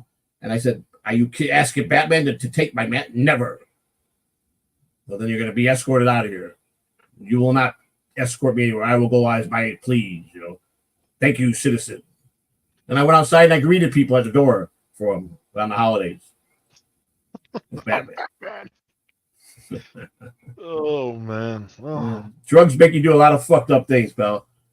I'd be zipping. Whew! I get these brainstorm ideas, boy. And I go do crazy stuff. But nothing malicious, yeah. I got. If I ever sat down and just told my original. If I told my stories of the things I did when I was fucked up, oh my god, I got a whole show right there. Oh god, I could. That would be more shit. That would be more shit that they just use against you. Right, exactly. Well, I don't care about that because I've already admitted I've already made that. There's nothing they can say. I'm sober, and I beat that odds. So I don't give a fuck what they say about that because it don't matter. I don't care. I know what I've accomplished. Not doing it, that getting myself off was the accomplishment. So I don't care about that. That criticism on that, I don't give a fuck. Because I've done more shit in my life than most people. A lot of crazy shit. But I pulled off a lot of crazy shit. But I got stories about when I've actually physically met the devil and I fought with God one-on-one right in front of me. Yeah. I got a lot of good stories. The day I fought the devil was a tough one. Yep. Well, that should be a story for another day. No, I'm not going to. I picture me doing a show sitting in a chair, a nice, comfortable recliner with the right setting, with the right intro music, storybook time, storybook time with Joey C. And I have a book with all the chapters of my drug years, But see, I don't have the talent to put that together. I'll put the work in, but the stories are the easy part because I remember pretty much every story I did when I was an addict. So, you know, I still got my memory for that. So before it gets lost, I like to do that. I found my other mic, my original mic I had. Where was that at? In my desk drawer in the living room. The drawer was up against the wall. I forgot I had a drawer in there, and a lot of stuff was in there. It was in the top drawer. Cool. When I used to have my studio out in the living room. What else do you have hidden in that drawer? Oh, don't worry about that. I got a bunch of stuff. I got a Windows 95 CD. You could never use. It was never opened. It might be priceless. That it might be. Never opened. So maybe some collector will want that for their collection. Windows 95, pal. I've got, let's see, I got Volume 4 website video secrets. I got this one is Sidewinders Force Feedback Pro Windows 95 Disc 2 Play CD. I got now Coral Draw X3 Graphics Suite V13 Disc 2. That's a homemade one. Yeah, that ain't worth shit. I got Volume 9 website video secrets, again, by that same guy. I've got audio CD copywritten website video secrets. I got the paint video. Homemade. The Paint Shop Premiere Edition 5.0. Ain't worth From shit. 2013. Here it is. Never opened. Windows 8. Never opened. Windows 8 was not a bad platform. I actually like Windows 8. I've got a homemade one. Windows XP SP1 keys needed. I've got Manage More. I don't know, from 04, 20 years ago. Paint Master. I don't know what it is. That's Paint Master. That's another homemade HP Paint Master. 2000, 24 years ago.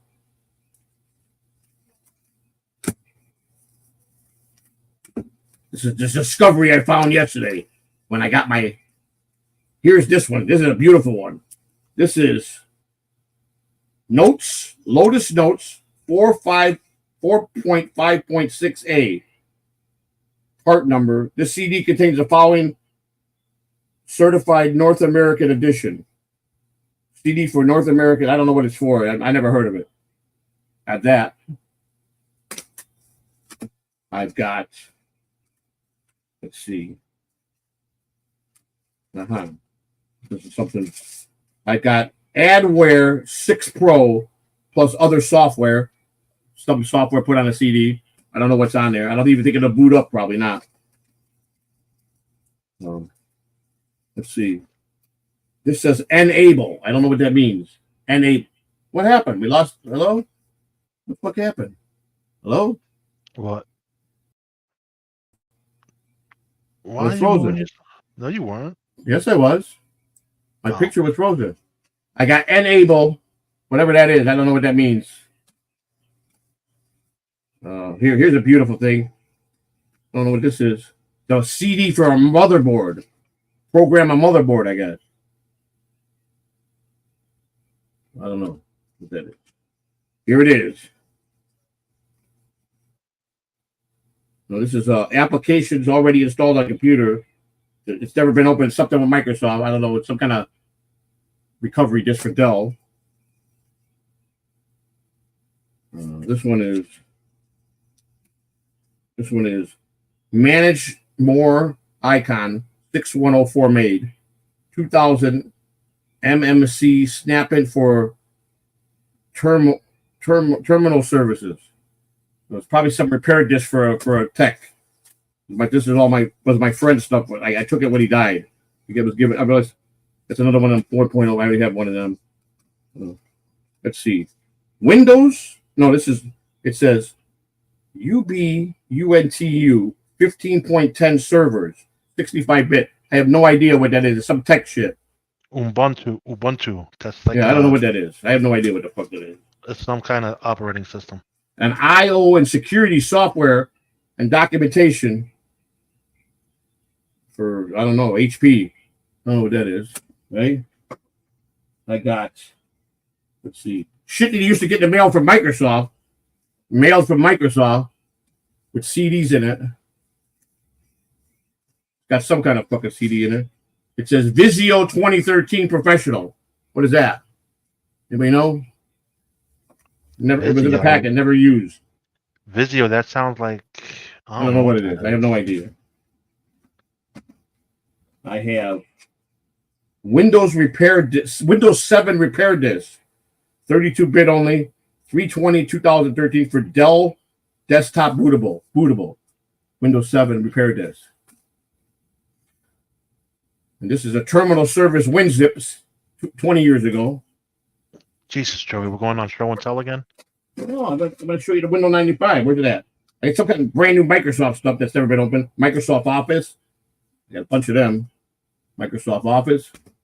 Bo Barrington is telling you to throw it all away. No, I'm not going to throw it away. You can't do nothing with half of that shit. I don't care. I like stuff.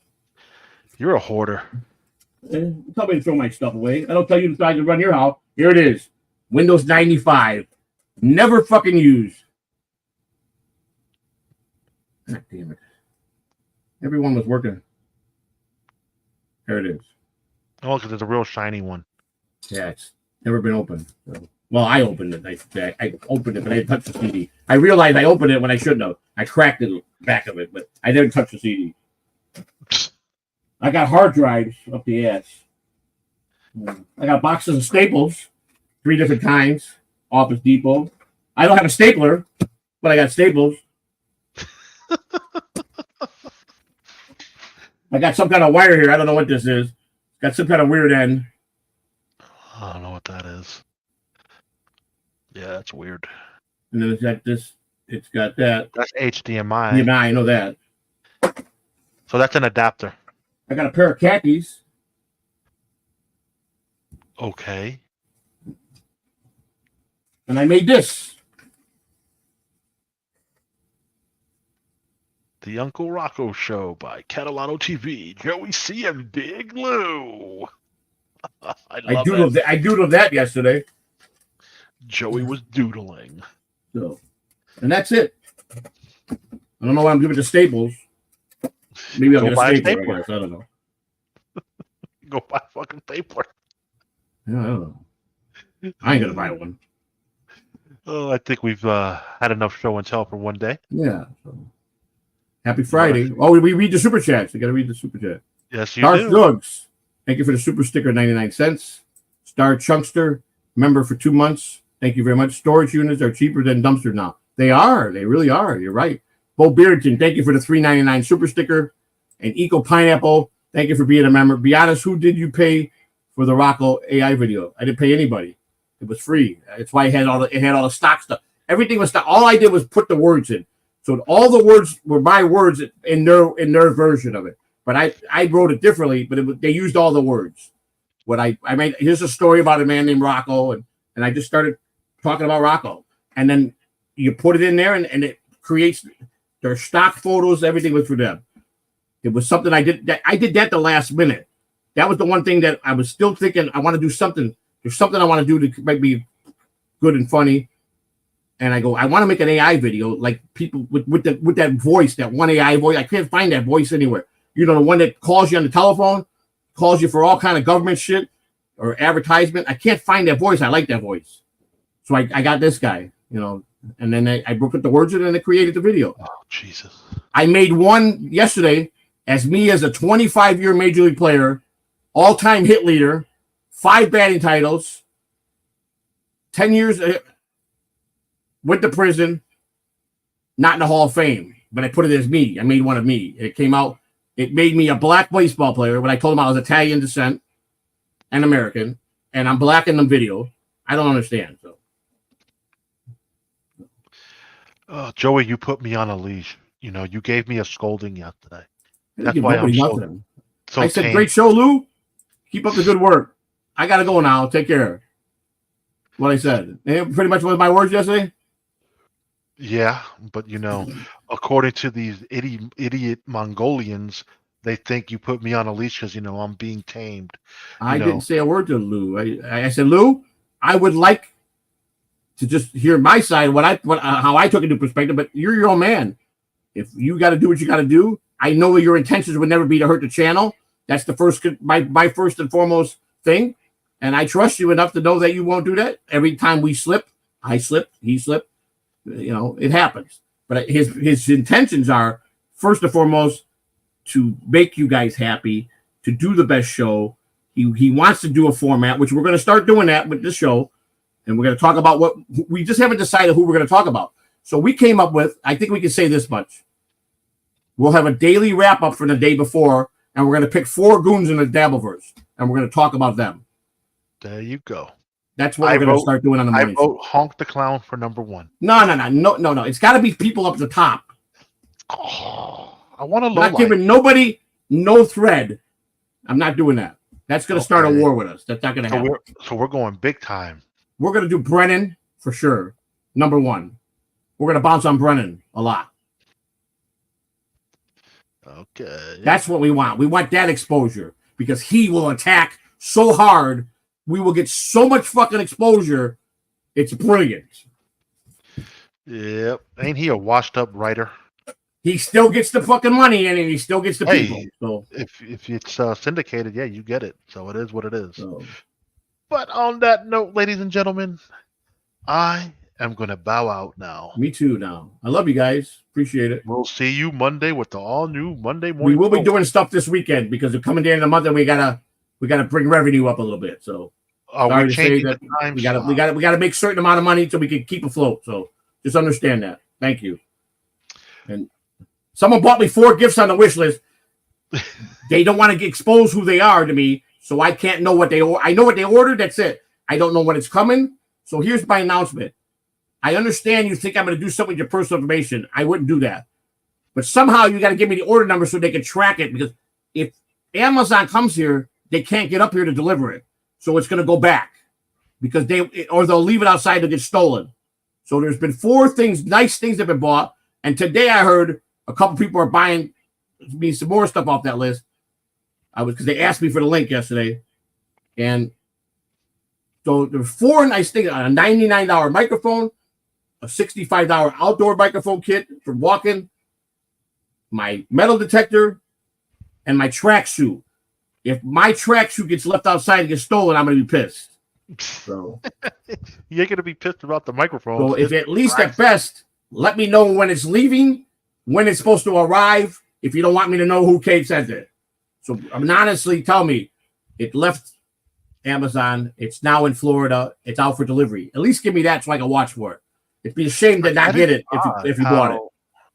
Your wish list doesn't let you know something was purchased and it's on its way to you. Who does that? Like it should, when you create a wish list. Here, they said without an order number, there's no way of knowing. He saw the 4 items that are there. They were purchased. He doesn't have an order number, so he can't tell me when it's going to be delivered, when it's on a truck. I with them about an hour and a half on the phone, and I said, a multi-billion-dollar company, you don't have a department, a vehicle department, transportation department that you could patch me into there so I can find out if it made it to Florida and if it's on a truck? No, I can't do that. What good are you then? So I have no idea. If some guys leave it out there and it gets stolen, it will. Because if I don't know what's out there, I'm not going to know what's out there. So if you don't want me to have your information, I respect that. If you don't want me to have your phone number, I respect that. But at least let me know that it's on its way and it's going to be out for delivery today so I can get it. So because you paid your hard-earned money to give it to me as a gift, I want to be able to receive that gift, to show it on air, to use it, to do it and sport it for you guys. Okay, so that's all I'm Pineapple, if saying. you want to buy something, I think I'm being correct here. Provide him the tracking number once you're done. That's all. They don't have to give. If they give me tracking numbers, it's going to give me their information. I understand that. No, And a lot of people don't want to let me. That's fine. I respect that. But you could tell me, hey, it's in Florida. It's just left this morning from in the truck, and it's delivered between 3 and 5 today. That gives me a basis to watch out the window. You know what I'm saying? No, that's all I'm saying. I'm respecting the fact that you spend your hard-earned money, and I like to receive it, not let it get stolen or returned back. So it defeats the purpose if it's just going to go around a circle to run back, you know. And they can't help me at all. Amazon said there's no way unless I get it from you. That's what they told me. So I posted that, and people were, I don't know. I can't. I can lead you to water. I can't make you drink it. Gotta go. Bye.